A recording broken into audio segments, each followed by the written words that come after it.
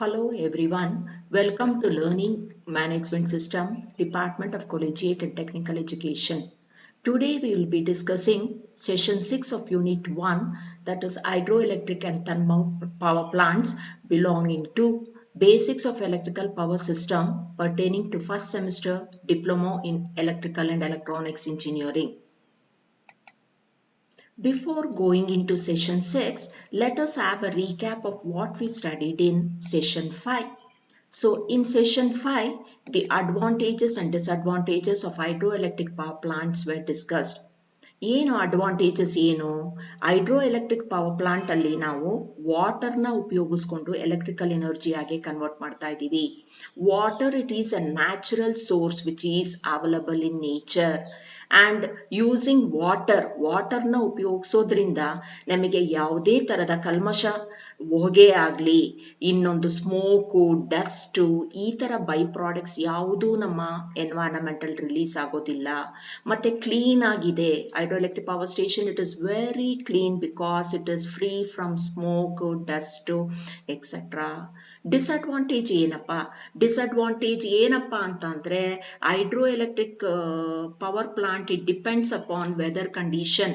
ಮಳೆ ಆದರೆ ಮಾತ್ರ ನಾವು ಡ್ಯಾಮಲ್ಲಿ ನೀರನ್ನ ಶೇಖರಣೆ ಮಾಡಿಕೊಂಡು ಆ ನೀರು ಏನು ಶೇಖರಿಸಿ ಇಟ್ಕೊಂಡಿರ್ತೀವಿ ಅದನ್ನು ಉಪಯೋಗಿಸ್ಕೊಂಡು ನಾವು ಎಲೆಕ್ಟ್ರಿಕಲ್ ಎನರ್ಜಿ ಆಗಿ ಕನ್ವರ್ಟ್ ಮಾಡ್ಬೋದು.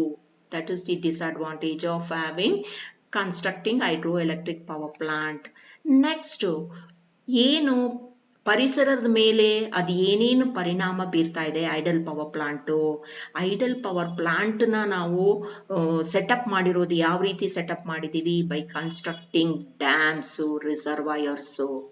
ಡ್ಯಾಮ್ಸು ಮತ್ತು ರಿಸರ್ವಾಯರ್ಸ್ನ ಕನ್ಸ್ಟ್ರಕ್ಟ್ ಮಾಡೋದ್ರಿಂದ ಏನಾಗತ್ತೆ, ನಮಗೆ ಫ್ಲಡ್ಸ್ ಆದಾಗ ನಮಗೆ ಫಾರೆಸ್ಟ್ ಲ್ಯಾಂಡು ಡಿಸ್ಟ್ರಾಯ್ ಆಗುತ್ತೆ. Animals which are living in the forest land they are also destroyed. ಅಗ್ರಿಕಲ್ಚರ್ಗೆ problem ಆಗುತ್ತೆ. ನಮಗೆ ನೀರನ್ನ ಶೇಖರಣೆ ಮಾಡಿಟ್ಕೊಂಡಿರೋದ್ರಿಂದ ನಮಗೆ ಏನಾಗುತ್ತೆ, ಅಗ್ರಿಕಲ್ಚರ್ಗೆ ಪ್ರಾಬ್ಲಮ್ ಆಗುತ್ತೆ. So in order to think of the other sources for generating electricity, we are developed a thermal power plant. In a thermal power plant, we are going to discuss. In this session, we are going to focus our attention on the factors to be considered for the selection of site when we are constructing a thermal power plant, and what are the main components in a thermal power plant. ನೋಡಿಪ್ಪ, thermal power ಪ್ಲಾಂಟ್ನ ನಾವು construct ಮಾಡಬೇಕಾದ್ರೆ ಯಾವ ಫ್ಯಾಕ್ಟರ್ಸ್ನ consider ಮಾಡಿಕೊಂಡು ನಾವು ಅದನ್ನು construct ಮಾಡಬೇಕು. ಮತ್ತು ಥರ್ಮಲ್ ಪವರ್ ಪ್ಲಾಂಟಲ್ಲಿ ಬರತಕ್ಕ ಮೇನ್ ಕಾಂಪೊನೆಂಟ್ಸು ಹೇಗೆ ವರ್ಕ್ ಆಗುತ್ತೆ, ಆ ಕಾಂಪೊನೆಂಟ್ನ ನಾವು ಅಲ್ಲಿ ಇನ್ಸ್ಟಾಲ್ ಮಾಡೋದ್ರಿಂದ ಅದರಿಂದ ನಮಗೆ ಏನು ಉಪಯೋಗ ಬರುತ್ತೆ, ಅದನ್ನೆಲ್ಲ ನಾವು general layout of thermal power ಪ್ಲಾಂಟಲ್ಲಿ ಕಲ್ತ್ಕೊಳ್ಳೋಣ. First, let us understand the meaning of thermal power plant. Thermal power plant ಅಂದ್ರೆ ಏನು ಅನ್ನೋದನ್ನ ಫಸ್ಟ್ ತಿಳ್ಕೊಳ್ಳೋಣ. Thermal power plant it is using coal ಅಂದ್ರೇನು? ಕಲ್ಲಿದ್ದಲು it is nothing but a solid ಫ್ಯೂಯಿಲ್ನ ಉಪಯೋಗಿಸ್ಕೊಂಡು we are generating the electricity. Coal it is burnt inside a furnace. ನೋಡಿಪ್ಪ, ಇಲ್ಲೊಂದು ಫರ್ನೆಸ್ ಅಂತ ಇರುತ್ತೆ. ಆ ಫರ್ನೆಸ್ ಅಲ್ಲಿ ನಾವು ಕೋಲನ್ನ ಏನ್ ಮಾಡ್ತೀವಿ? ಬರ್ನ್ ಮಾಡ್ತೀವಿ. For the burning of the coal we require air is a combustible gas. ಹುರಿಯೋದನ್ನ ಅದು ಹೆಲ್ಪ್ ಮಾಡುತ್ತೆ. ಕೋಲನ್ನ ಹುರಿಯೋದಕ್ಕೆ ನಮ್ಮ ಏರು ಹೆಲ್ಪ್ ಮಾಡುತ್ತೆ. ಮತ್ತು ಇಲ್ಲಿ ನಾವು ಏನನ್ನ ಉಪಯೋಗಿಸ್ಕೊತಾ ಇದ್ದೀವಿ? ಪಲ್ವರೈಸ್ಡ್ ಕೋಲನ್ನ ಉಪಯೋಗಿಸ್ಕೊತಾ ಇದ್ದೀವಿ. ಪಲ್ವರೈಸ್ಡ್ ಕೋಲ್ ಅಂದ್ರೇನು? Coal it is in the form of a fine particle, small particle of coal. With the help of air, it is burnt inside the boiler. Boiler ಒಳಗೆ ಏನಿದೆ ನಮಗೆ? Boiler it will consist of tubes here. Inside the tube we are making the water to flow. The heat of combustion of the coal, it is used for converting the water into steam. ಏನಾಯ್ತಿಲ್ಲಿ ಕಲ್ಲಿದ್ದಲನ್ನ ಹುರಿದು ಬರೋ ಅಂತ ಶಾಖನ ಉಪಯೋಗಿಸ್ಕೊಂಡು ನೀರನ್ನ ಆವಿಯಾಗೆ ನಾವು boiler ಅಲ್ಲಿ convert ಮಾಡ್ತಾ ಇದೀವಿ ನೋಡಿಪ್ಪ. Water is nothing but ನೀರನ್ನ ಸ್ಟೀಮ್ ಆಗಿ ಪರಿವರ್ತನೆಗೊಳಿಸ್ತಾ ಇದೀವಿ. ಸ್ಟೀಮ್ ಅಂದ್ರೆ ಏನು? ಆವಿ. So when the steam is made to fall on the steam turbine, ಆ steam ನ ಯಾವುದ್ರ ಮೇಲೆ ಹಾಯಿಸ್ತಾ ಇದೀವಿ ನಾವು? The steam is made to fall on the steam turbine where the heat energy of the coal is converted into mechanical energy. Steam turbine ಅಲ್ಲಿ ನಮಗೆ heat energy of the coal mechanical energy ಆಗಿ convert ಆಗಿದೆ. ಇಲ್ಲಿ ನೋಡ್ತಾ ಇರಬಹುದು ನೀವು, the shaft of the steam turbine, it is coupled to a generator, alternator ಗೆ couple ಮಾಡಿದೀವಿ. When the mechanical energy is developed in the steam turbine, that mechanical energy is given to the generator. And the generator, it will convert the mechanical energy into electrical energy. So the generator, it is converting the input mechanical energy into equivalent electrical energy that will be stepped up using the step up transformer, and it will be transmitted. Thereby we are converting what? We are converting the heat of coal of combustion. We are converting the heat of coal on combustion to electrical energy. Therefore, a generating station which converts the heat energy of coal on combustion, ಹುರಿದ ಮೇಲೆ coal on combustion into electrical energy is known as thermal power station. ನೋಡಿ, thermal power plant, it is also known as a steam power plant. Why? Because the coal is burnt here. The heat of the coal is used for converting water into steam. ನೋಡಿ, ವಾಟರ್ನ steam ಆಗಿ convert ಮಾಡಿ ಆ steam ಅನ್ನ ನಾವು steam turbine ಮೇಲೆ ಹಾಯಿಸ್ತಾ ಇದೀವಲ್ಲ, ಅದಕ್ಕೋಸ್ಕರ ಇದನ್ನ steam power plant ಅಂತಾನೂ ಕರಿತೀವಿ.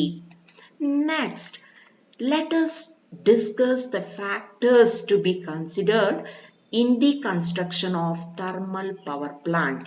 ಮೊದಲನೇ ಫ್ಯಾಕ್ಟರ್ ಏನನ್ನ ಕನ್ಸಿಡರ್ ಮಾಡ್ಬೇಕು ನಾವು? ಮೊದಲನೇ ಫ್ಯಾಕ್ಟರ್ ಏನಪ್ಪಾ ಅಂತಂದ್ರೆ ಸಪ್ಲೈ ಆಫ್ ದ ಫ್ಯೂಯಲ್. ಯಾವ ಫ್ಯೂಯಲ್ ನ ಉಪಯೋಗಿಸ್ಕೊತಾ ಇದೀವಿ? ಏನು ಸೋರ್ಸ್ ನಮಗೆ ಥರ್ಮಲ್ ಪವರ್ ಪ್ಲಾಂಟ್ ಅಲ್ಲಿ? ಸೋರ್ಸ್ ಏನಪ್ಪಾ ಅಂದ್ರೆ ಕೋಲು, ಸಾಲಿಡ್ ಫ್ಯೂಯಲ್. ಕೋಲ್ ಎಲ್ಲಿ ಸಿಗುತ್ತೆ ನಮಗೆ? Coal it is available in the earth crust. Coal mines ಅಂತ ಕರಿತೀವಿ, ಗಣಿಗಳು. ಕೋಲ್ ಮೈನ್ಸ್ ಅಲ್ಲಿ ನಮಗೆ ಕೋಲು ಸಿಗುತ್ತೆ.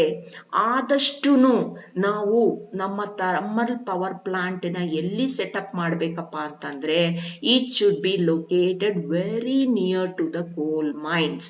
ನಮಗೆ ಕೋಲ್ ಗಣಿಗಳು, ಕಲ್ಲಿದ್ದಲು ಗಣಿಗಳು ಎಲ್ಲೆಲ್ಲಿ ಅವೈಲಬಿಲಿಟಿ ಇದೆ ಅಲ್ಲಿಯೇ ನಾವು ಥರ್ಮಲ್ ಪವರ್ ಪ್ಲಾಂಟ್ ನ ಸೆಟಪ್ ಮಾಡ್ಕೋಬೇಕು.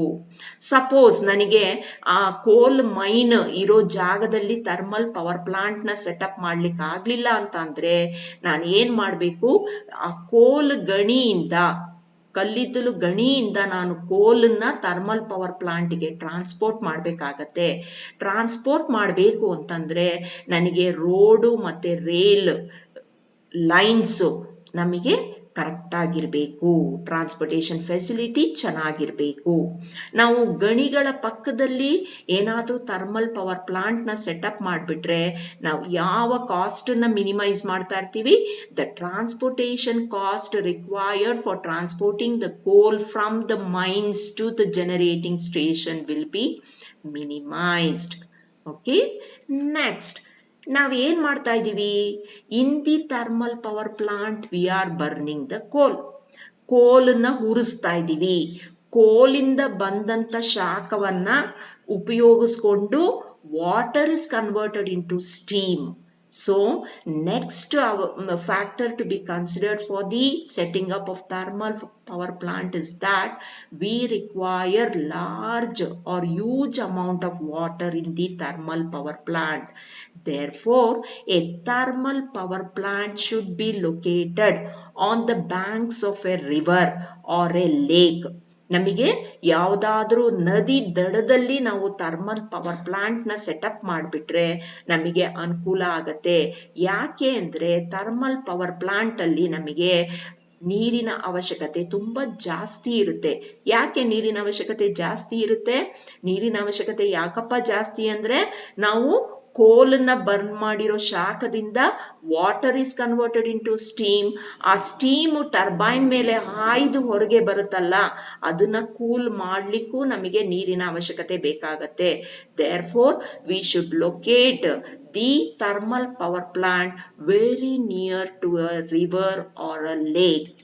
ನೋಡಿ ಇಲ್ಲಿ huge amount of water is required to produce the steam and to condense the exhaust steam from the turbine. ಅಂದ್ರೆ ಸ್ಟೀಮ್ ಅನ್ನ ಮತ್ತೆ ನಾವು ಲಿಕ್ವಿಡ್ ಆಗಿ ಕನ್ವರ್ಟ್ ಮಾಡ್ತೀವಿ ಆ ಕಂಡೆನ್ಸರ್ ಅಲ್ಲಿ, ಅದಕ್ಕೂ ನಮಗೆ ನೀರಿನ ಅವಶ್ಯಕತೆ ಜಾಸ್ತಿ ಇರುತ್ತೆ. ಆದ್ರಿಂದ ನಾವು ಯಾವಾಗ್ಲೂ ಥರ್ಮಲ್ ಪವರ್ ಪ್ಲಾಂಟ್ ನ ಸೆಟಪ್ ಮಾಡಬೇಕಾದ್ರೆ very close to the river or lake setup ಮಾಡಬೇಕಾಗತ್ತೆ. ನೆಕ್ಸ್ಟ್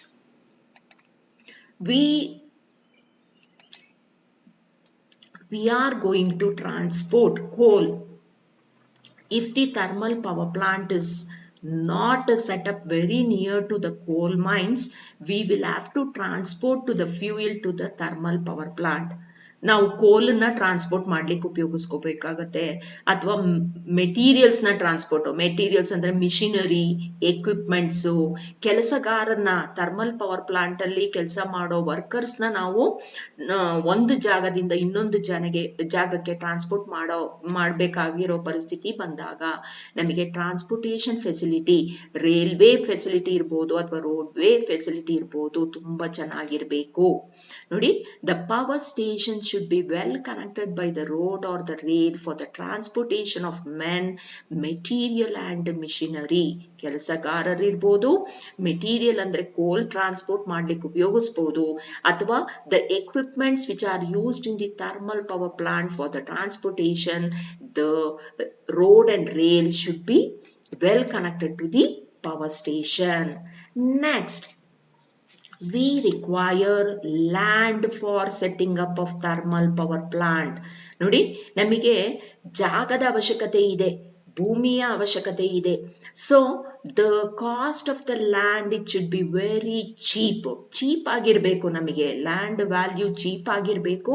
ಮತ್ತೆ ನಮ್ಮ ಭೂಮಿ ಹೇಗಿರ್ಬೇಕಪ್ಪ ಅಂತಂದ್ರೆ it should be very strong, ತುಂಬಾ ಬಲಶಾಲಿ ಆಗಿರ್ಬೇಕು. ಏನಕ್ಕೆ ಅದು ಶಕ್ತಿಯುತವಾಗಿರ್ಬೇಕು ಅಂತ ಹೇಳ್ತೀವಿ ಅಂದ್ರೆ, we are installing heavy machines that are used in thermal power station. Boilers ಇರ್ಬೋದು, ಸ್ಟೀಮ್ ಟರ್ಬೈನ್ಸ್ ಇರ್ಬೋದು, ಚಿಮಿನೀಸ್ ಇರ್ಬೋದು, ಅಥವಾ ಕೂಲಿಂಗ್ ಟವರ್ಸ್ ಇರ್ಬೋದು. The various components which are installed in the thermal power plants, they are very heavy. In order to withstand these components, the land which is acquired for constructing the thermal power plant, it should be very strong. So the cost of the land should be cheap, and also it should be capable of bearing the load of the heavy equipments which are used in the thermal station. The next factor, the thermal power plant, it should be located very near to the load center.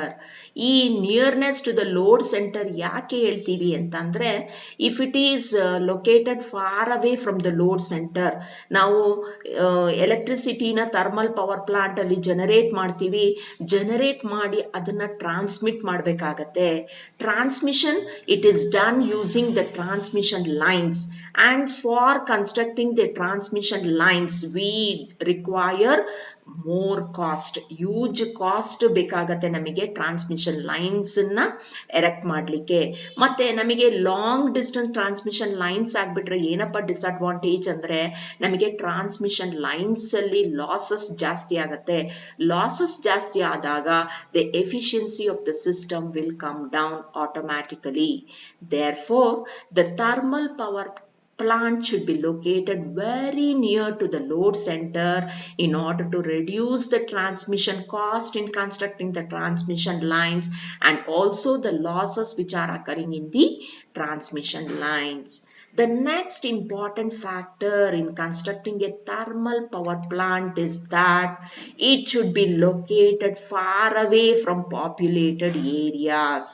ಇದು thickly populated areas ಇಂದ ತುಂಬಾ ದೂರದಲ್ಲಿ ನಾವು thermal power plant ಅನ್ನ establish ಮಾಡಬೇಕು, construct ಮಾಡಬೇಕು. ಏನು problem? ಏನಪ್ಪ ಪ್ರಾಬ್ಲಮ್ ಅಂದ್ರೆ ನಮ್ಮ ಥರ್ಮಲ್ ಪವರ್ ಪ್ಲಾಂಟ್ ಅಲ್ಲಿ ನಾವು ಕೋಲನ್ನ ಬರ್ನ್ ಮಾಡ್ತಾ ಇದ್ದೀವಿ. ಕೋಲ್ ಬರ್ನ್ ಮಾಡಿದ್ಮೇಲೆ ನಮಗೆ ಬೇಕಾದಷ್ಟು ಫ್ಲೂ ಗ್ಯಾಸಸ್ ಪ್ರೊಡ್ಯೂಸ್ ಆಗತ್ತೆ, ಸ್ಮೋಕ್ ಪ್ರೊಡ್ಯೂಸ್ ಆಗತ್ತೆ, ಆಶ್ ಪ್ರೊಡ್ಯೂಸ್ ಆಗತ್ತೆ. ಈ ಎಲ್ಲ ಆಶ್ ಇರ್ಬೋದು, ಸ್ಮೋಕ್ ಇರ್ಬೋದು, ಫ್ಲೂ ಗ್ಯಾಸಸ್ ಇರ್ಬೋದು, ಇವೆಲ್ಲ ಹ್ಯೂಮನ್ ಬೀಯಿಂಗ್ಸ್ಗೆ ತುಂಬಾ ಪರಿಣಾಮ ಬೀರುತ್ತೆ. Health of the human beings are affected by the gases which are released by the thermal power plant. Thereby, the thermal power plant should be located very far away from thickly populated areas. The plant should be located at a considerable distance from the populated area because large amount of smoke and fumes are produced as huge amount of coal is burnt in the thermal power station, and the smoke and fumes, they will pollute the surrounding area, which is very harmful to the health of the human beings. So these are some of the factors to be considered while constructing a thermal power plant. Now let us study the general layout of the thermal power plant. So this is the general layout of thermal power plant, which is comprising of different components. To list some of the main components of a thermal power plant, ನೋಡಿಪ್ಪ, the first important component of a thermal power plant is the fuel system. ಫ್ಯೂಯಿಲ್ ಅಂದ್ರೆ ಯಾವ ಫ್ಯೂಯಿಲ್ use ಮಾಡ್ತಾ ಇದ್ದೀವಿ ನಾವಿಲ್ಲಿ? ನಾವು use ಮಾಡ್ತಾ ಇರೋ source ಏನಪ್ಪಾ ಅಂದ್ರೆ coal. Fuel system, it will consist of coal storage. We have the coal handling plant, we have the ash handling plant, and we have the ash storage. ನಾಲ್ಕು ಸೇರಿ ನಮಗೆ ಫ್ಯೂಯಲ್ ಸಿಸ್ಟಮ್ ಆಗತ್ತೆ. Next we have the boiler. ನೋಡಿ, boiler. Inside the boiler we will be having the burning of the coal. So inside the boiler we will be having the burning of the coal and water will be converted into steam inside the boiler. Boiler ಅಲ್ಲಿ ನಮಗೆ water steam ಆಗಿ, ನೀರು ಹಾವಿಯಾಗಿ convert ಆಗತ್ತೆ. Next we have the super heater ಏನ್ ಮಾಡುತ್ತೆ? Boiler ಅಲ್ಲಿ produce ಆಗಿರೋ steam, it is a wet steam. It consist of small amount of moisture in it. So the wet steam, it is passed on through the superheater before conveying it to the turbine. Inside the superheater, the wet steam will be converted into the dry steam. The next important component is the economizer. Economizer is nothing but a feed water heater system which will convey the feed water to the boiler, which will convey the feed water which is coming from the condenser to the boiler. Next we have the air preheater. ನೋಡಿ, ನಮಗೆ ಇಲ್ಲಿ ಕೋಲ್ burn ಆಗಬೇಕು ಅಂತಂದ್ರೆ atmosphere ಇಂದ ಏರನ್ನ ನಾವು draw ಮಾಡ್ಕೋತಾ ಇದ್ದೀವಿ. The air which is drawn from the atmosphere, it will be preheated in the preheater and hot air will be given into the boiler. Next, we have the draught system. Nodipa, we have two draught system here. Forced draught system for forcing the air for helping in the combustion of the coal. ಆಮೇಲೆ ಇಲ್ಲಿ ನಮಗೆ ಕೋಲ್ burn ಆದ್ಮೇಲೆ produce ಆಗಿರೋ flu ಗ್ಯಾಸಸ್ನ ಹೊರಗಡೆ atmosphere through the chimney ಬಿಡ್ಲಿಕ್ಕೆ induced draught fan ಸಿಸ್ಟಮ್ನ use ಮಾಡ್ತಾ ಇದ್ದೀವಿ. Next, we have the important component which is nothing but the steam turbine, which will convert the heat energy on coal combustion into mechanical energy. Alternator, which is coupled to the steam turbine, which will convert the mechanical energy into electrical energy. Next, we have the feed water system. The feed water system is used for heating the exhaust steam which is coming out of this turbine. Nodi, turbine ಮೇಲೆ high temperature ಸ್ಟೀಮ್ನ ಹಾಯಿಸ್ತಾ ಇದ್ದೀವಿ. ಆ turbine ಮೇಲೆ heat energy converted into mechanical energy ಆದ್ಮೇಲೆ exhaust steam ಬರುತ್ತಲ್ಲ, ಆ exhaust ಸ್ಟೀಮ್ನ ನಾವು ಮತ್ತೆ condense ಮಾಡ್ತಾ ಇದ್ದೀವಿ. ಎಕ್ಸಾಸ್ಟ್ ಸ್ಟೀಮ್ನ ಹಾವಿನ ಮತ್ತೆ ಲಿಕ್ವಿಡ್ ಆಗಿ ಕನ್ವರ್ಟ್ ಮಾಡಿ through the feed water system it will be fed back to the boiler. Next, we have the cooling arrangement. Cooling arrangement, it is in the form of condenser and the cooling tower. The cooling arrangement is used for converting the exhaust steam into water and that is pumped back into the boiler again. In detail, we are going to study each of the component now. The first component is nothing but the fuel system. As I told you, the fuel system consists of the coal storage plant, the coal handling plant, the ash handling plant, and the ash storage plant. So what are the function of coal storage plant? The function of the coal storage plant is to store the coal which is conveyed by transportation through rail or roadways. ಏನ್ ಮಾಡುತ್ತೆ ನಮ್ಮ ಕೋಲ್ storage plant? Road ಮೂಲಕ ಅಥವಾ rail ಮೂಲಕ transport ಆಗಿರೋ coal coming from the mines, it will be stored in the coal storage plant. Coal storage ಅಲ್ಲಿ ನಾವು ಕೋಲನ್ನ ಸ್ಟೋರ್ ಮಾಡಿ ಇಟ್ಕೋತೀವಿ. Next, the coal from the coal storage plant it is delivered to the coal handling plant. Coal storage ಇಂದ ನಮ್ಮ coal ಎಲ್ಲಿಗೆ ಬರುತ್ತೆ? Coal handling plant ಬರುತ್ತೆ. In the coal handling plant the coal will be crushed into powder using the pulverisation process ಅಂತ ಕರಿತೀವಿ ನಾವು. ಪಲ್ವರೈಸೇಷನ್ process ಅಂದ್ರೆ ಏನು? ಕಲ್ಲಿದ್ದಲು ಇರುತ್ತಲ್ಲ, ಕಲ್ಲಿದ್ದಲು ದಪ್ಪ ಸೈಜ್ ಇರೋ ಕಲ್ಲಿದ್ದಲನ್ನ ನಾವು ಫೈನ್ ಸ್ಮಾಲ್ ಪಾರ್ಟಿಕಲ್ಸ್ ಆಗಿ ಕನ್ವರ್ಟ್ ಮಾಡ್ತೀವಿ. Why do we pulverize the coal? ಪಲ್ವರೈಸೇಷನ್ ಮಾಡೋದ್ರಿಂದ ಏನು ಉಪಯೋಗ ನಮಗೆ? ಪಲ್ವರೈಸೇಷನ್ ಮಾಡೋದ್ರಿಂದ ನಮಗೆ ಹೀಟ್ ಆಫ್ ಕಂಬಸ್ಷನ್ ಜಾಸ್ತಿ ಆಗತ್ತೆ, ಎಫಿಷಿಯನ್ಸಿ ಇಂಪ್ರೂವ್ ಆಗತ್ತೆ. The pulverised coal it is then fed in to the boiler. ನೋಡಿಪ್ಪ, coal handling plant, it receives the coal from the coal storage and pulverizes ಅಂದ್ರೆ ಏನ್ ಮಾಡ್ತಾ ಇದೀವಿ ನಾವು? ಕೋಲನ್ನ ಸ್ಮಾಲ್ ಪಾರ್ಟಿಕಲ್ಸ್ ಆಗಿ ಕನ್ವರ್ಟ್ ಮಾಡ್ತಾ ಇದೀವಿ. ಅಂಡ್ ಕನ್ವರ್ಟ್ ಮಾಡಿದ್ಮೇಲೆ that is fed into the boiler through the belt conveyors ನ ಉಪಯೋಗಿಸ್ಕೊಂಡು ಕೋಲ್ ಹ್ಯಾಂಡ್ಲಿಂಗ್ ಪ್ಲಾಂಟ್ ಇಂದ ಬಾಯ್ಲರ್ಗೆ ನಾವು ಪಲ್ವರೈಸ್ಡ್ ಕೋಲನ್ನ ಟ್ರಾನ್ಸ್ಮಿಟ್ ಮಾಡಿದ್ವಿ.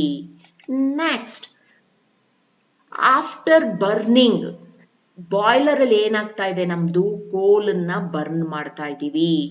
ಕೋಲ್ ಬರ್ನ್ ಆದ್ಮೇಲೆ it will be converted in to ash and the ash it is transported to the ash handling plant. Coal after burning it will be converted into ash and the ash it is conveyed to the ash handling plant, and from the ash handling plant it will be conveyed to the ash storage plant where it is disposed.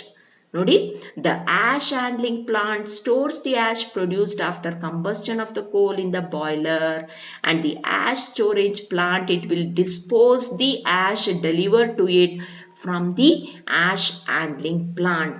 So the important parts of a fuel system: coal storage for storing the coal handling plant for converting the coal into small particles, and that is conveyed into the boiler. And in the boiler, when the coal is converted into ash, the ash is conveyed to the ash handling plant, and from the ash handling plant it will be given to the ash storage for disposal. The next important component of the thermal power plant is a boiler. What is a boiler? Boiler andre ಏನು?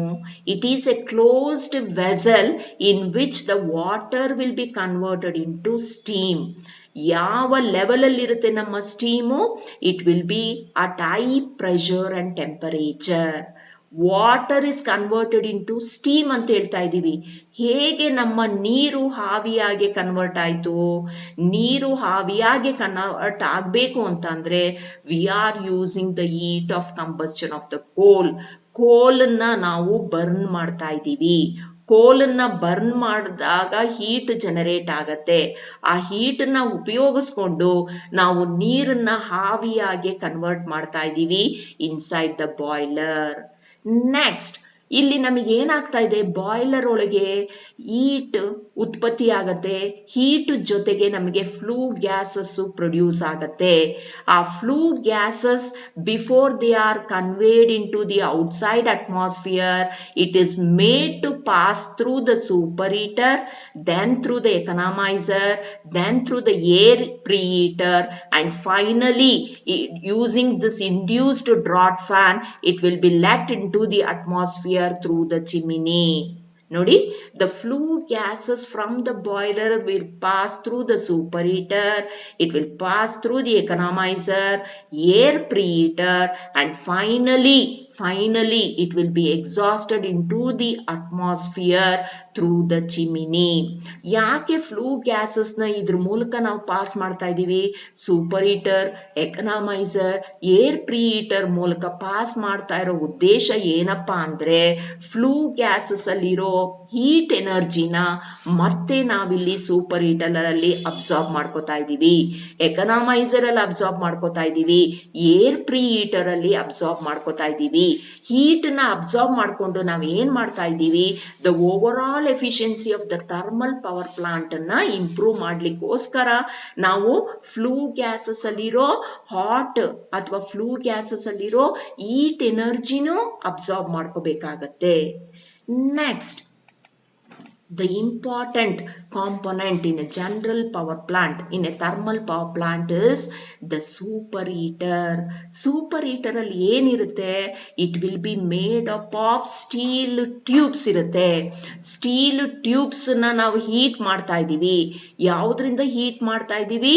The flue gases which are coming from the boiler, they are used for heating the steel tubes which are inside the superheater. Boiler ಅಲ್ಲಿ produce ಆಗಿರೋ steam ಯಾವ condition ಅಲ್ಲಿ ಇರುತ್ತೆ? ನಮಗೆ vet condition ಅಲ್ಲಿ ಇರುತ್ತೆ. ಸ್ವಲ್ಪ ನೀರಿನ ಅಂಶ ಇರುತ್ತೆ ಅದ್ರೊಳಗೆ. ಆ ನೀರನ್ನೆಲ್ಲ ತೆಗೆದು ಅದನ್ನ ಡ್ರೈ ಸ್ಟೀಮ್ ಆಗಿ ಕನ್ವರ್ಟ್ ಮಾಡಬೇಕು ಅಂತಂದ್ರೆ the wet steam, it is made to flow through the super heater. Inside the super heater the wet steam will be converted in to the dry steam. ನೋಡಿಪ್ಪ, ವೆಟ್ ಸ್ಟೀಮ್ ನ ಹಾಯಿಸಿದ್ರೆ, ನಾವು ಇಲ್ಲಿ steel tubes ಇದೆ, ಆ steel tubes hot ಆಗಿ heat ಎನರ್ಜಿನ absorb ಮಾಡ್ಕೊಂಡ್ಬಿಟ್ಟಿರುತ್ತೆ. ಫ್ಲೂ ಗ್ಯಾಸಸ್ ಇಂದ ಹೀಟ್ ಎನರ್ಜಿನ ಅಬ್ಸಾರ್ಬ್ ಮಾಡ್ಕೊಂಡು ಅದೇನಾಗಿರುತ್ತೆ? ನಮಗೆ ಹೀಟ್ ಆಗಿರುತ್ತೆ.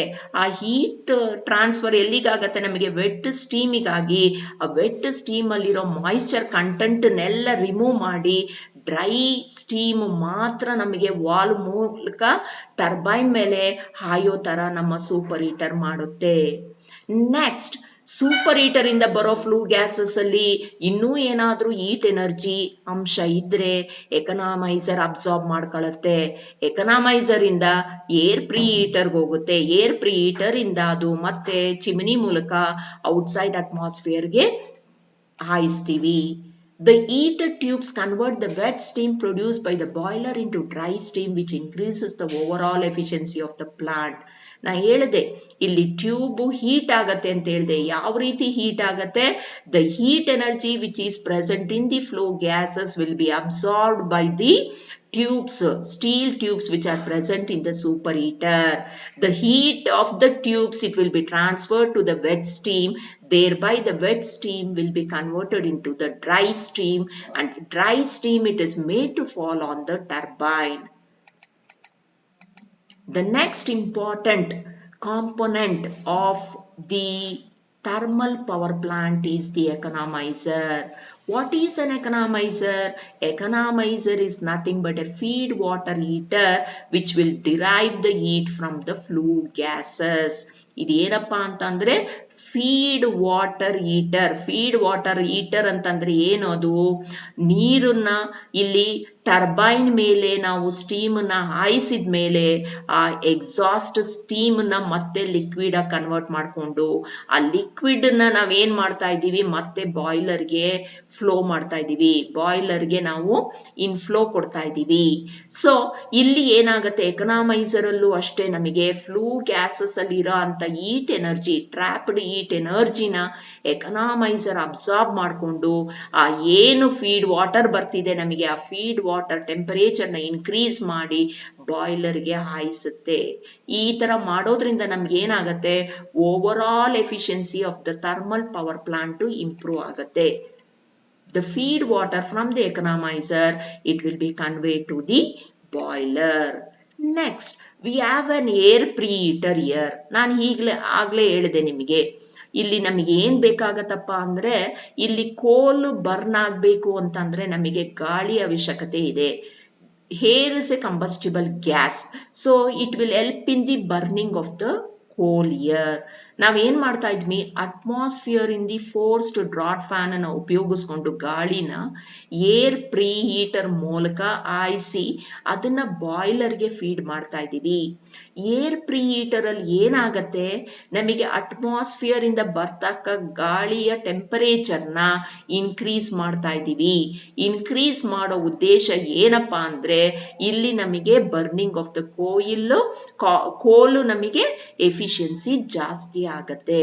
So the air heater will be heating the atmospheric air which is coming from the forced draught fan by making use of the trapped hot heat energy which is present in the flow gases, and hot air it is conveyed to the boiler which will help in the heating process of the coal inside the boiler. Next, we have the draught system. Draught system ಅಂತ ಹೇಳಿದೆ ನಾನಿಲ್ಲಿ. ನಮಗೆ forced draught system we are using. Forced draught system, it is used for preheating the atmospheric air and that is fed into the boiler. ಇಲ್ಲಿ ಇನ್ನೊಂದು use ಮಾಡ್ತಾ ಇದೀವಿ, ಇಲ್ಲಿ induced draught system use ಮಾಡ್ತಾ ಇದೀವಿ. The induced draught system, it is used for forcing the flue gases into the atmospheric air through the chimney.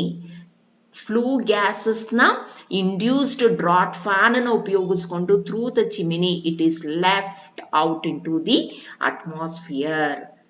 Next, we have the steam turbine. So the very important component of a thermal power plant is nothing but the steam turbine. The steam turbine, it will convert what? It will convert the heat energy into mechanical energy. The turbine, it will be coupled to an alternator. turbine, it will be coupled to an alternator, and the alternator, it will convert the mechanical energy into electrical energy. So the two important or the main components of a thermal power plant are the steam turbines and the alternator. Steam turbine for converting the heat energy of the steam into mechanical energy, and the alternator for converting the mechanical energy into equivalent electrical energy. Next, we have the feed water system. Nodi, the steam at under high pressure and temperature, after passing through the turbine, it will be coming out as exhaust steam. ಈ exhaust steam ನ ನಾವು ಮತ್ತೆ water ಆಗಿ convert ಮಾಡಬೇಕಾಗತ್ತೆ. Water ಆಗಿ convert ಮಾಡಿ ಅದನ್ನ ನಾವು ಮತ್ತೆ ಬಾಯ್ಲರ್ಗೆ ಫೀಡ್ ಮಾಡ್ತೀವಿ. So the feed water system, which is the condensate from the condenser on the way to the boiler, is heated by the feed water heater and the economizer. Exhaust steam ಬಂದಿರೋದನ್ನ ನಾವು condenser ಅಲ್ಲಿ cool ಮಾಡ್ತೀವಿ. Cool ಮಾಡಿದಾಗ ಏನಾಗತ್ತೆ, ಹಾವಿಯಾಗಿ ಬರೋ ತಕ್ಕ ಹಾವಿನ ನಾವು ನೀರಾಗಿ ಕನ್ವರ್ಟ್ ಮಾಡ್ತೀವಿ. ಆ ನೀರನ್ನ ಹಾಗೆ ನಾವು ಬಾಯ್ಲರಿಗೆ ಕಳಿಸೋದಿಲ್ಲ. Instead of that is passed through the feed water heater. Feed water heater ಅಲ್ಲಿ ಏನಾಗತ್ತಪ್ಪ ಅಂತಂದ್ರೆ temperature of the water, it will be increased, and the increased temperature water is fed into the boiler. The cooling arrangement. So the cooling arrangement, it consists of a condenser and the cooling tower. ಏನಕ್ಕೆ ಬೇಕು ನಮಗೆ cooling arrangement? The exhaust steam which is coming out of the turbine, it will be converted in to a condensate. Condensate ಅಂದ್ರೆ ಏನು? Liquid ಮಾದರಿಯಲ್ಲಿ convert ಮಾಡ್ತೀವಿ. Steam ಅಂದ್ರೆ ಏನು? ಹಾವಿ, gaseous ಮಾದರಿಯಲ್ಲಿದೆ ಅದು. ಆ ಗೇಷಿಯಸ್ ಮಾದರಿಯಲ್ಲಿರೋದನ್ನ ನಾವು ಲಿಕ್ವಿಡ್ ಆಗಿ ಕನ್ವರ್ಟ್ ಮಾಡ್ತೀವಿ. ಕೂಲ್ ಮಾಡಬೇಕು ಅದನ್ನ. ಕೂಲ್ ಯಾವ್ದ್ರಲ್ಲಿ ಮಾಡ್ತೀವಿ ನಾವು? ಕೂಲಿಂಗ್ ಅರೇಂಜ್ಮೆಂಟ್ ಉಪಯೋಗಿಸ್ಕೊತಾ ಇದೀವಿ. Thermal power plant, we are using the cooling arrangement, and the cooling arrangement, it consist of the condenser and the cooling tower. ನೋಡಿ, ನಮಗೆ ಸ್ಟೀಮ್ ನ ಫಸ್ಟ್ ಕಂಡೆನ್ಸರ್ಗೆ ಕಳಿಸಿದ ತಕ್ಷಣನೇ the steam it will be converted in to a condensate. Condensate ಏನಾಗತ್ತಪ್ಪ ನಮಗೆ ಅಂತಂದ್ರೆ, condensate cool ಆಗಬೇಕು. ನಮಗೆ ಕಂಡೆನ್ಸೇಟ್ ಕೂಲ್ ಆಗಬೇಕು ಅಂತಂದ್ರೆ we are going to take water from natural resources. Natural resources ಅಂದ್ರೆ ರಿವರ್ ಇಂದ ನೀರು ತಗೋಬಹುದು, ಲೇಕ್ ಇಂದ ನೀರು ತಗೋಬಹುದು. ನಾವು ಲೇಕ್ ಇಂದ ನೀರು, ರಿವರ್ ಇಂದ ನೀರನ್ನ ತಗೊಂಡು ನಾವು ಕಂಡೆನ್ಸರ್ ಅಲ್ಲಿ ಉಪಯೋಗಿಸ್ಕೊತಾ ಇದೀವಿ. ನಾವು ಕಂಡೆನ್ಸೇಟ್ ನ ಕೂಲ್ ಮಾಡಿದಾಗ ಏನಾಗತ್ತೆ, ಹಾಟ್ ವಾಟರ್ ಪ್ರೊಡ್ಯೂಸ್ ಆಗ್ಬಿಡತ್ತೆ. ಆ ಹಾಟ್ ವಾಟರ್ ನ ನಾವೇನ್ ಮಾಡ್ತಾ ಇದೀವಿ, it will be pumped back in to the cooling tower. Cooling tower ಅಲ್ಲಿ ನಮಗೆ ಹಾಟ್ ವಾಟರ್ ಕೂಲ್ ಆಗುತ್ತೆ. ಆ ಕೂಲ್ ಆಗಿರೋ ಹಾಟ್ ವಾಟರ್ ನ ಮತ್ತೆ ನಾವು ಕಂಡೆನ್ಸರ್ಗೆ ಪಂಪ್ ಮಾಡ್ತೀವಿ, ಬ್ಯಾಕ್ ಟು ಕಂಡೆನ್ಸರ್ ಪಂಪ್ ಮಾಡ್ತೀವಿ. ನಮಗೆ ಇಲ್ಲಿ ಹಾವಿಯಾಗಿರೋದು ಕೂಲ್ ಆದಾಗ ಲಿಕ್ವಿಡ್ ಆಗಿ ಕನ್ವರ್ಟ್ ಆಗತ್ತೆ. That water, it will be preheated in the feed water preheater. It is passed through the economizer where the temperature of the water is increased again, and that is fed into the boiler. And this is the feed water which is fed into the boiler, and the feed water, the temperature of the feed water, it is improved or it is increased by the feed water system, and it is also improved by the economizer, and lastly it will be conveyed into the boiler. The cooling arrangement consists of the condenser and the cooling tower. The condenser condenses the exhaust steam from the turbine by circulating the water from the river, canal and the lake.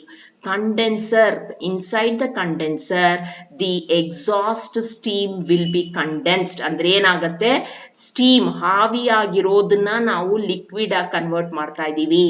ಇಲ್ಲಿ ನಮಗೆ liquid ಆಗಿ convert ಮಾಡಬೇಕು ಅಂತಂದ್ರೆ ಏನ್ ಬೇಕಾಗತ್ತೆ ನಮಗೆ? We require huge amount of water in the condenser, and that huge amount of water it is coming from the natural water source. Natural water source ಯಾವ ರೀತಿ ಇರ್ಬೋದಪ್ಪ ಅಂತಂದ್ರೆ, ನದಿ ದಡದಲ್ಲಿ ಇರ್ಬೋದು, ಕೆರೆ ಪಕ್ಕದಲ್ಲಿ ಇರ್ಬೋದು ನಮ್ಮ thermal power plant. Next, The cooling towers cool the hot water coming from the condenser which has absorbed the heat of the exhaust steam. ಇಲ್ಲಿ ನೋಡಿಪ್ಪ, ಇಲ್ಲಿ ಏನಾಗುತ್ತೆ, ನಮಗೆ ನ್ಯಾಚುರಲ್ ವಾಟರ್ ರಿಸೋರ್ಸ್ ಇಂದ ನಾವು ನೀರನ್ನ ತಗೋತಾ ಇದೀವಿ. ಸ್ಟೀಮು ಕೂಲ್ ಆದಾಗ ಲಿಕ್ವಿಡ್ ಆಗಿ ಕನ್ವರ್ಟ್ ಆಗತ್ತಲ್ವಾ, ಆ ಸ್ಟೀಮ್ ಅಲ್ಲಿ ಇರತಕ್ಕ ಟೆಂಪರೇಚರು ನಮ್ಮ ನೀರಿಗೆ ಬಂದ್ಬಿಟ್ಟಿರುತ್ತೆ. ನೀರ್ ಏನಾಗತ್ತೆ, ಹಾಟ್ ವಾಟರ್ ಕನ್ವರ್ಟ್ ಆಗತ್ತೆ. ಹಾಟ್ ವಾಟರ್ ನ ನಾವ್ ಏನ್ ಮಾಡ್ತಾ ಇದೀವಿ, ಕೂಲಿಂಗ್ ಟವರ್ ಗೆ ಪಂಪ್ ಮಾಡ್ತಾ ಇದೀವಿ. ಇನ್ಸೈಡ್ ದ ಕೂಲಿಂಗ್ ಟವರ್ ನಮಗೆ ಹಾಟ್ ವಾಟರ್ ಮತ್ತೆ ಕೂಲ್ ಆಗಿರೋ ವಾಟರ್ ನ ಮತ್ತೆ ಕಂಡೆನ್ಸರ್ ಗೆ ಪಂಪ್ ಮಾಡಬಹುದು ನಾವು. Okay, the cooling towers cool the hot water coming from the condenser which has absorbed the heat of the exhaust steam, and the cold water from the cooling tower will be reused in the condenser to condense the steam. ನೋಡಿ, ಇದು recycle, ಇದು ಒಂದು recycle ಆಗ್ತಾ ಇರುತ್ತೆ. Exhaust steam ಬರ್ತಾ ಇದೆ, high temperature ಅಲ್ಲಿ ಇದೆ. High temperature steam it will be converted in to liquid. ಇಲ್ಲಿ ಏನಾಗತ್ತೆ, ನಮಗೆ ಇಲ್ಲಿ ನ್ಯಾಚುರಲ್ ವಾಟರ್ ಸೋರ್ಸ್ ಇಂದ ತಗೊಳ್ಳೋ ನೀರು ಹಾಟ್ ವಾಟರ್ ಕನ್ವರ್ಟ್ ಆಗತ್ತೆ. ಹಾಟ್ ವಾಟರ್ ನ ನಾವೇನ್ ಮಾಡ್ತಾ ಇದೀವಿ, ಕೂಲಿಂಗ್ ಟವರ್ಗೆ ಹಾಕ್ತಾ ಇದೀವಿ. ಕೂಲಿಂಗ್ ಟವರ್ ಅಲ್ಲಿ ನಮ್ಗೆ ಏನ್ ಮಾಡ್ತಾ ಇದೀವಿ, ನಾವು ಹಾಟ್ ವಾಟರ್ ನ ಕೋಲ್ಡ್ ವಾಟರ್ ಆಗಿ ಕನ್ವರ್ಟ್ ಮಾಡ್ಬಿಟ್ಟು ಮತ್ತೆ ಕೋಲ್ಡ್ ವಾಟರ್ ನ ಕಂಡೆನ್ಸರ್ ಗೆ ಪಂಪ್ ಮಾಡ್ತಾ ಇದೀವಿ. ಏನಾಯ್ತು ಅವಾಗ, ಮತ್ತೆ ನಮ್ಗೇನಾದ್ರೂ ಎಕ್ಸಾಸ್ಟ್ ಸ್ಟೀಮ್ ಬಂತು ಅಂದ್ರೆ ಎಕ್ಸಾಸ್ಟ್ ಸ್ಟೀಮ್ ಅಲ್ಲಿ ಇರೋ ಹೀಟ್ ಎನರ್ಜಿನ ನಮ್ಮ ಕೋಲ್ಡ್ ವಾಟರ್ ಅಬ್ಸಾರ್ಬ್ ಮಾಡ್ಕೊಳ್ಳುತ್ತೆ. ಅಬ್ಸಾರ್ಬ್ ಮಾಡ್ಕೊಂಡು ಹಾಟ್ ವಾಟರ್ ಕನ್ವರ್ಟ್ ಆದ್ರೆ ಮತ್ತೆ ಅದನ್ನ ಕೂಲಿಂಗ್ ಟವರ್ ಮೂಲಕ ನಾವು ಕೂಲ್ ಮಾಡ್ತಾ ಇದೀವಿ. And this is A cyclic process. Okay, the condensate from the condenser, ಇಲ್ಲಿ ಬಂತಲ್ಲಪ್ಪ liquid, condensate from the condenser it is made to pass through the feed water. Feed water ಅಲ್ಲಿ ನಮಗೆ temperature increase ಮಾಡ್ತಾ ಇದೀವಿ, ನಾವು temperature increase ಮಾಡ್ತಾ ಇದೀವಿ. It is made to flow through the economiser. Economiser ಅಲ್ಲೂ ನಮಗೆ heat energy of the flue gases ನ ಉಪಯೋಗಿಸ್ಕೊಂಡು we are heating the water, and finally and that water will be fed in to the boiler. So you can see in the picture, I have shown a picture of a turbine, steam turbine, which is coupled to an alternator. We have the entry of the steam. Thermal power plant ಅಲ್ಲಿ ಏನ್ ಬರ್ತಾ ಇದೆ ನಮಗೆ, thermal power plant ಅಲ್ಲಿ ನಮಗೆ steam ನ ಹಾಯಿಸ್ತಾ ಇದೀವಿ. Steam ಎಲ್ಲಿಂದ ಬಂತು, steam it is obtained by converting water into steam inside the boiler. Water ನ ಸ್ಟೀಮಿಗೆ ಕನ್ವರ್ಟ್ ಮಾಡಬೇಕು ಅಂದ್ರೆ ಹೀಟ್ ಎನರ್ಜಿ ಬೇಕಾಗತ್ತೆ. ಆ ಹೀಟ್ ಎನರ್ಜಿ ಎಲ್ಲಿಂದ ಬಂತು, heat energy is obtained by the combustion of the coal. Heat energy ಯಾವುದರಿಂದ ಬಂದಿದೆ, ಹೀಟ್ ಎನರ್ಜಿ ನಾವು ಕೋಲನ್ನ ಬರ್ನ್ ಮಾಡೋದ್ರಿಂದ ಶಾಖ ಉತ್ಪತ್ತಿ ಆಯ್ತು. ಶಾಖನ ಉಪಯೋಗಿಸ್ಕೊಂಡು ನೀರನ್ನ ಹಾವಿಯಾಗೆ ಕನ್ವರ್ಟ್ ಮಾಡಿದೀವಿ. ಆ ಹಾವಿಯನ್ನ ನಾವು ಯಾವುದ್ರ ಮೇಲೆ ಹರಿಸ್ತಾ ಇದೀವಿ, the steam it is made to flow on the steam turbine. When the steam flows on the steam turbine, the heat energy of the coal, it is converted into mechanical energy, and that mechanical energy will be coupled to an alternator. An alternator, it will convert the mechanical energy into equivalent electrical energy, and in this way we are producing electricity, or we have the generation of electricity in a thermal power plant. So now we have discussed regarding factors to be considered for setting up a thermal power station. Next, we have discussed the major components of a thermal power plant. So in regard with that, let us have a small revision on the topics what we have studied. So the following is the correct order of energy conversion in thermal power plant. Energy conversion thermal power plant ಅಲ್ಲಿ ಯಾವ sequence ಅಲ್ಲಿ ಆಗತ್ತೆ ಅನ್ನೋ ಪ್ರಶ್ನೆ. Chemical ಎನರ್ಜಿಯಿಂದ mechanical energy ಬರುತ್ತೆ, mechanical ಎನರ್ಜಿಯಿಂದ electrical energy ಬರುತ್ತೆ, ಅಥವಾ mechanical energy ಇದೆ, ಮೆಕ್ಯಾನಿಕಲ್ ಎನರ್ಜಿನ ನಾವು ಕೆಮಿಕಲ್ ಎನರ್ಜಿಯಾಗಿ ಕನ್ವರ್ಟ್ ಮಾಡ್ತೀವಿ, ಆ ಕೆಮಿಕಲ್ ಎನರ್ಜಿಯಿಂದ ನಮಗೆ ಎಲೆಕ್ಟ್ರಿಕಲ್ ಎನರ್ಜಿ ಬರುತ್ತಾ. ವಿಂಡ್ ಎನರ್ಜಿ ಇದೆ, ವಿಂಡ್ ಎನರ್ಜಿಯಿಂದ ಮೆಕ್ಯಾನಿಕಲ್ ಎನರ್ಜಿನ ಕನ್ವರ್ಟ್ ಮಾಡ್ತೀವಿ, ಮೆಕ್ಯಾನಿಕಲ್ ಎನರ್ಜಿಯಿಂದ ಎಲೆಕ್ಟ್ರಿಕಲ್ ಎನರ್ಜಿ ಕನ್ವರ್ಟ್ ಮಾಡ್ತೀವಾ. ಅಥವಾ ಈಟ್ ಎನರ್ಜಿ ಇದೆ, ಈಟ್ ಎನರ್ಜಿಯಿಂದ ಎಲೆಕ್ಟ್ರಿಕಲ್ ಎನರ್ಜಿ ಬರುತ್ತಾ, ಎಲೆಕ್ಟ್ರಿಕಲ್ ಎನರ್ಜಿಯಿಂದ ಮೆಕ್ಯಾನಿಕಲ್ ಎನರ್ಜಿ ಬರುತ್ತಾ? ಯಾವುದು ಸರಿ? ನೋಡಿ, ಮೊದಲನೇ ಉತ್ತರ ಸರಿ ಇದೆ. ಯಾಕೆ ಅಂದ್ರೆ ಕೆಮಿಕಲ್ ಎನರ್ಜಿ ಅಂದ್ರೆ ಏನ್ ಮಾಡ್ತಾ ಇದೀವಿ ನಾವು? ವಿ ಹ್ಯಾವ್ ಕೋಲ್ ಇಯರ್, ಕಲ್ಲಿದ್ದಿಲು ಇದೆ ನಮ್ಮಲ್ಲಿ.